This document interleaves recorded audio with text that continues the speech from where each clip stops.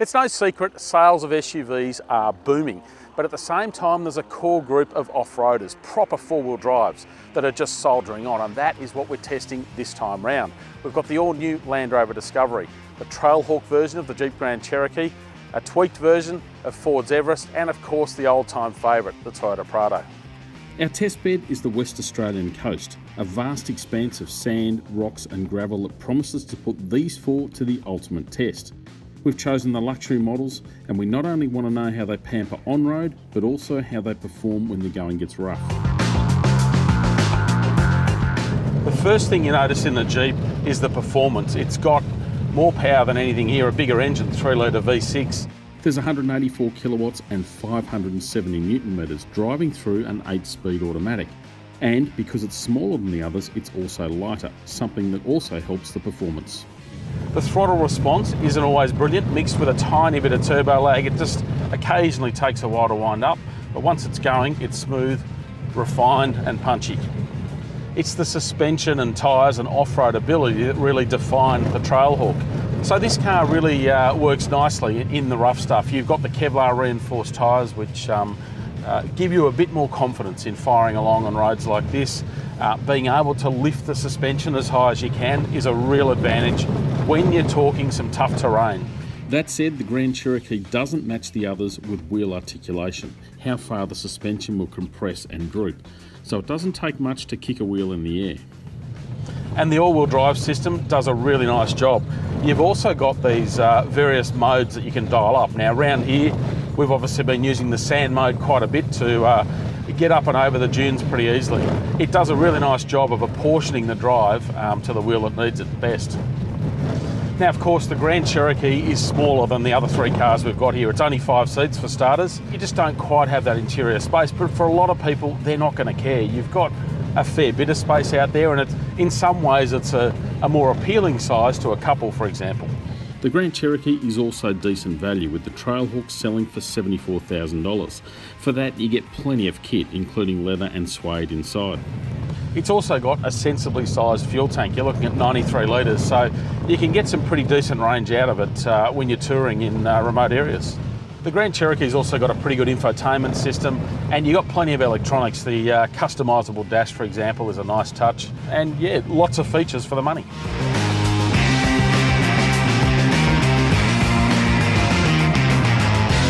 The Prado is a chunky machine, and you get that the second you step in it, from the steering wheel to the size of it, and that is one of the big appeals. It's a big car, and there's loads of space. But the big win with the Prado is the fuel tank. It's 150 litres, which is massive, so you can comfortably get more than 1,000 kilometres. Even when you're towing or driving off-road, you'll do big Ks before having to stop for fuel. And that is a massive win out here. The engine, it's okay, but it's a 2.8 litre 4-cylinder turbo. It's the least powerful by a fair margin of all the cars we've got here. It's all about torque, obviously, but even then, it's okay rather than being special.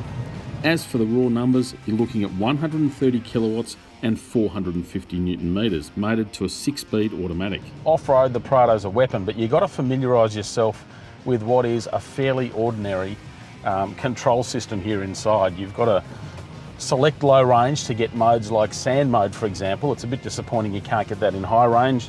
You've got to muck around with a dial that just seems nonsensical when you first look at it, and press a few buttons to get things happening. So you need to understand what's going on in there. Once you get it sorted, this thing will go almost anywhere. Now the Prado has a rear diff lock, but it's also got a centre diff lock. So that's a real win when things start getting pretty sticky. We're talking almost $86,000. Thankfully, it does come generously appointed, with things such as a screen in the rear to keep the kids entertained. But whether you're on-road or off-road, it's pretty clear the Prado's about comfort and doing things in a cruisy manner rather than pace. Everything's a bit sloppy and wobbly, but the advantage of that is that it somehow feels fairly natural on roads like this. It just ambles along.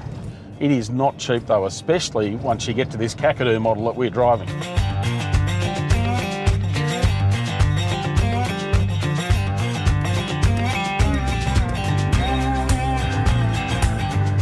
The Everest tends to impress the longer you've been in it. It's a fairly basic setup in terms of coil springs, Non-adjustable suspension, it's the only car here that you can't adjust the suspension on in some form. 5-cylinder turbo diesel engine, very familiar engine obviously out of the Ranger. The engine is a very stout performer. It's got grunt almost instantly, really nice throttle response, a little bit noisy. It's not exactly the most refined thing around, but it does a decent job for what you're trying to achieve out here. All up, there's 143 kilowatts of power, and while it's not overloaded with torque, there's still a decent 470 newton metres, and it arrives quite low in the rev range. Inside, the Everest doesn't feel quite as big as the Prado, but it's a decent sized truck. You can certainly bowl plenty of people in there. Where the Everest really surprises is in what they've done with that suspension tune. It's got really nice body control, so whether it's trying to work slowly or go through sand dunes and proper off-roading stuff, or whether you're cruising along a little bit quicker along roads like this where you've got some undulations and bumps in there, it just does a really nice job of settling the whole thing and giving you confidence and also a fair degree of comfort. But the big change with this car we're in is the tyres and suspension. You can now get the titanium, this top of the range one, with the smaller tyres, which works better out here. You're less chance of getting a puncture. And the car still drives nicely. You lose a little bit of that steering accuracy on the road, but off-road, it's a big win. You certainly get more compliance in the tyres.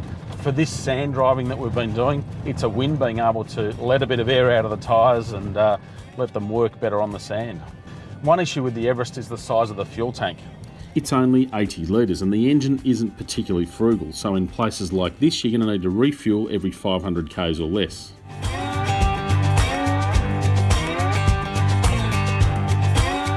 Everything about the Discovery is more, the most obvious of which are more money and more luxury. You get in this thing and instantly it's next level. This car is a real sense of occasion, from all the trims and materials and the presentation to the way it drives. It is a supremely comfortable machine. And even once the going gets a little bit rough, it's still got that comfort factor. It's also borderline sports car, at least as much as a 2+ ton four-wheel drive can be. The steering's quite sharp. It feels really nicely controlled and it just does a really good job. You can see yourself whiling away the miles, no problems in this thing. There are also little hints of clever pretty much everywhere you look, from the centre console that's got storage behind it to the four-wheel drive system and just the way everything works. It's a clever car. It's also a weapon off-road. Like the Jeep, it has independent suspension front and rear, but it has far better articulation, a product of the ground-up development that is focused on raw ability.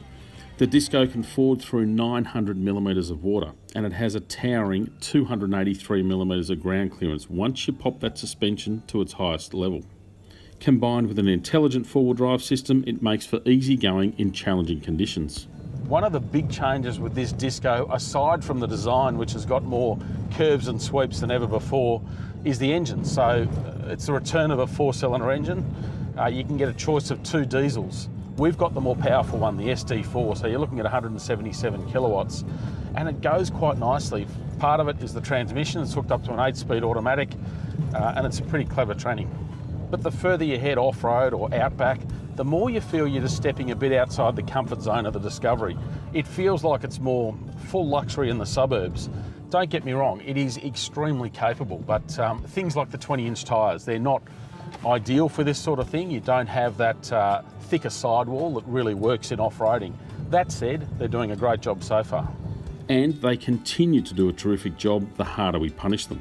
One tiny thing, if you get stuck, and we did manage to get stuck in the soft sand, the tow recovery point at the front, you've actually got to take a piece of the car off just to access it, so not ideal. As for the price, the Disco is by far the most expensive here. This HSE SD4 model we're testing is almost 97 grand, and for that you still have to spend more on things that really should be standard. Stuff like blind spot warning or heated seats. But not enough to stop the Discovery from taking the win in this four-way shootout. With a luxurious and functional body, punchy and fuel-efficient engine, and superb off-road credentials, it justifies its price premium nicely. The Toyota Prado, it's a fine runner-up. As well as its huge 150-litre tank, it's the sort of car that doesn't mind getting its tyres dirty. The Ford and the Jeep, well, they each have appeal for very different reasons, but each is ultimately outclassed this time around.